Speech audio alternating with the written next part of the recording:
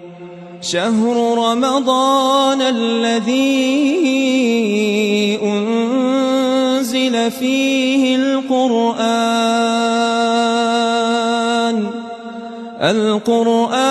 هدى للناس وبينات من الهدى والفرقان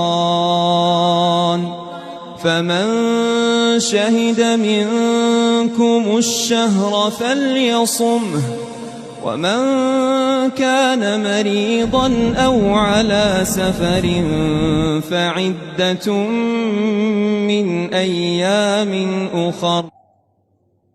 السلام علیکم ورحمۃ اللہ وبرکاتہ.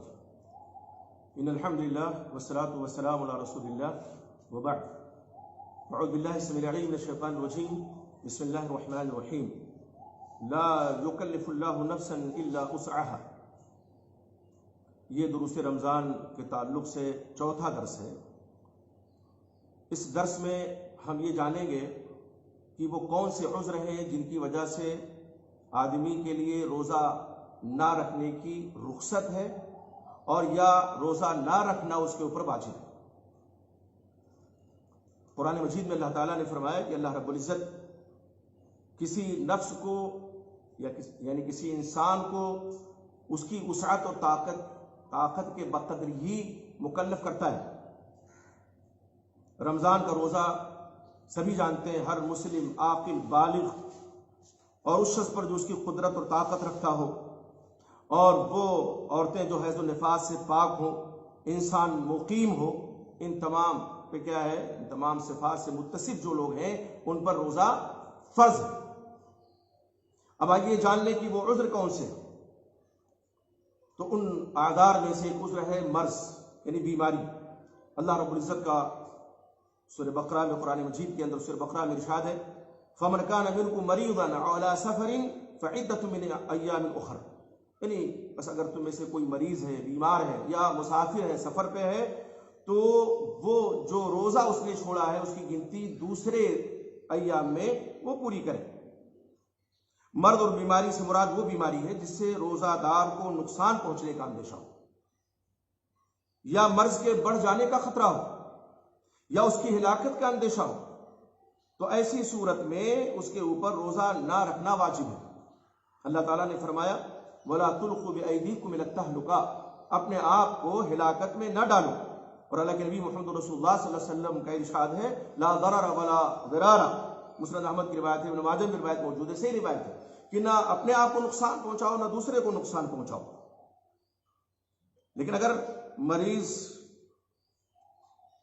ایسا ہے کہ وہ اگر روزہ رکھتا ہے تو بلا ضرر اس کے اوپر روزہ دشوار ہے، یعنی کوئی نقصان نہیں پہنچتا اسے، تو اس کے اوپر روزہ توڑنا واجب نہیں ہے. ہاں اس کو رخصت ہے، وہ روزہ توڑ سکتا ہے. اور اگر روزہ سے مریض کو نقصان نہ پہنچے، نہ ہی اسے قابل اعتبار مشقت اٹھانی پڑے، تو ایسے شخص کے لیے روزہ نہ رکھنا مباح نہیں بلکہ روزہ رکھنا واجب ہے. پھر رخصت نہیں ہے، کوئی مشقت نہیں ہے، ایسی کوئی معمولی بیماری ہے جس کی وجہ سے اس کو تکلیف نہیں اٹھانی پڑ سکتی ہے، مشقت نہیں برداشت کرنی پڑ سکتی ہے، تو وہ شخص کیا ہے، روزہ رکھے گا، اس کے لیے رخصت نہیں ہے. اسی طرح سے اگر کوئی شخص مسافر ہے تو مسافر کو بھی رخصت ہے. یہ سفر ایک عذر ہے، لیکن شرط یہ ہے کہ وہ سفر مباح سفر ہو، مشروع سفر ہو، حرام سفر نہ ہو. تو اگر سفر میں دشواری ہے، مشقت ہو، شدید مشقت اسے اٹھانی پڑ رہی ہے، کافی شدید مشقت، تو ایسے شخص کے لیے، ایسے مسافر کے لیے روزہ نہ رکھنا واجب ہے. رکھ لے گا تو گنہگار نہیں ہوگا. اور اگر روزہ مسافر پر دشوار نہ ہو، نہ ہی اسے شدید مشقت اٹھانی پڑ رہی ہو، تو اس کے لیے افضل یہ ہے کہ روزہ نہ رکھے.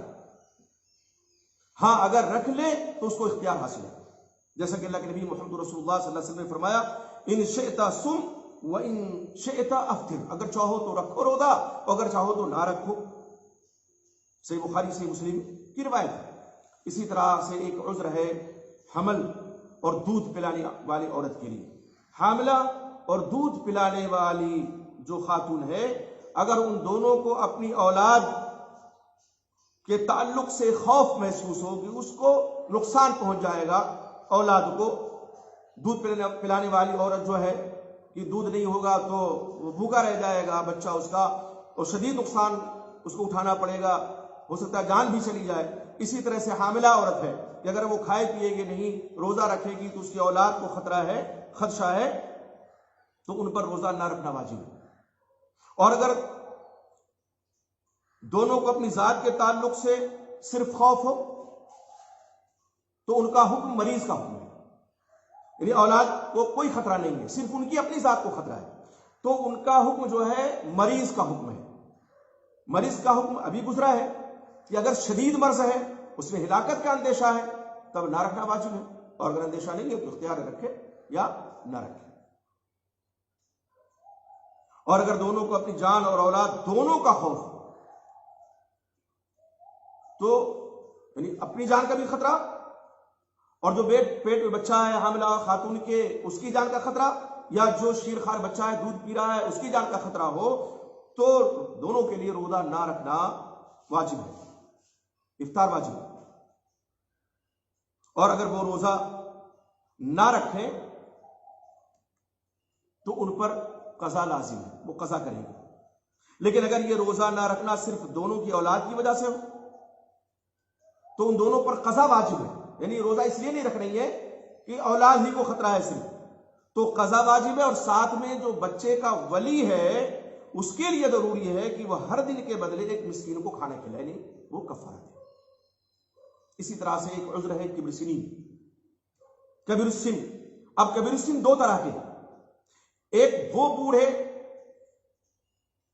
بوڑھا مرد ہو یا بوڑھی خاتون ہو جو فاتر العقل ہو چکے ہیں، یعنی عقل نے ان کا ساتھ چھوڑ دیا ہے،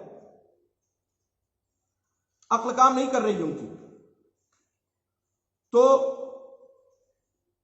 نہ ان پر روزہ واجب ہے اور نہ ہی کھانا کھلانا، کیوں؟ اس لیے کہ وہ مکلف نہیں ہے، عقل ہے ہی نہیں ان کے پاس، شعور ہے ہی نہیں، وجدان ہے ہی نہیں، تو نہ ان پر روزہ واجب ہے اور نہ ہی کفارہ واجب ہے۔ لیکن اگر وہ بوڑھا یا بوڑھی اس طرح سے ہو کہ جن کی عقل صحیح سالم ہو، عقل کام کر رہی ہو، ہاں اتنے بوڑھے ہیں کہ روزہ رکھنا ان کے لیے دشوار ہے کبر سنی کی وجہ سے، شیخ فانی جس کو کہا جاتا ہے، اتنا بوڑھا ہے وہ شخص، وہ روزہ رکھنے کی طاقت اور استطاعت نہیں رکھتے تو روزہ نہیں رکھیں گے اور ہر دن کے بدلے مسکین کو کھانا کھلائیں گے۔ اسی طرح سے ایک عذر اور ہے کہ انسان کو اپنی جان کو خطرہ ہے، انسان کے لیے خطرہ ہے کہ اس کی جان چلی جائے، مثلا شدت کی بھوک لگی ہے، اور بھوک ایسی ہے کہ جان جا سکتی ہے، اور شدت کی پیاس ہے اور پیاس ایسی ہے کہ جان جا سکتی ہے، تو بھی اس کے لیے جائز ہے یہاں کی روزہ وہ توڑ دے، بعد میں قضا کرے اگر جان کو خطرہ ہے تب، یہ بھی ایک عذر ہے۔ اسی طرح سے ایک عذر جو گزرا حیض النفاس والا، وہ بھی ایک عذر ہے کہ ظاہر ہے وہ تو شرعاً ثابت ہے، اللہ کے نبی محمد صلی اللہ علیہ وسلم کی حدیث، اس سے پہلے والے درس میں ہم نے سنائی تھی کہ الیس اذا حاضت لم تصلی ولم تصوم، تو حیضہ اور نفسا پہ جو حائضہ عورتیں ہیں اور جو نفاس والی عورتیں ہیں وہ روزہ نہیں رکھیں گی، ان کے لیے شرعاً رخصت ہے، ہاں بعد میں قضا کریں گی روزے، جیسے کہ مسند احمد میں یہ روایت موجود ہے، سنن میں یہ روایت موجود ہے۔ ایک بات اور دھیان دینے کی ہے، اور یہ ہے کہ روزے دار پر حرام ہے کہ کوئی ایسا عمل کرے جس سے اس کا روزہ ٹوٹ جائے، جس کہ آپ صلی اللہ علیہ وسلم نے فرمایا، اور اس سے پہلے ہم بیان کر چکے ہیں کہ استنشاق میں یعنی ناک میں پانی چڑھانے میں مبالغہ نہ کرے، کلی میں مبالغہ نہ کرے جان بوجھ کر کے کہ حلق تک پانی پہنچ جائے، نہیں کرنا چاہیے وہ عمل۔ اسی طرح سے وہ لوگ جو حرام سفر کرتے ہیں، حرام سفر کرتے ہیں تو ان کے حرام سفر کرنے کو جو، اور حرام سفر کی کئی شکلیں ہو سکتی ہیں، بتانے کی ضرورت نہیں ہے، تو ان کے لیے پھر رخصت نہیں ہے کہ وہ روزہ نہ رکھیں۔ یہ چند وہ آزار تھے، عذر کہ جن کی بنیاد پر یا تو روزہ نہ رکھنا واجب ہے یا رخصت ہے کہ رکھے، چاہے تو رکھے، خواہ رکھے یا نہ رکھے۔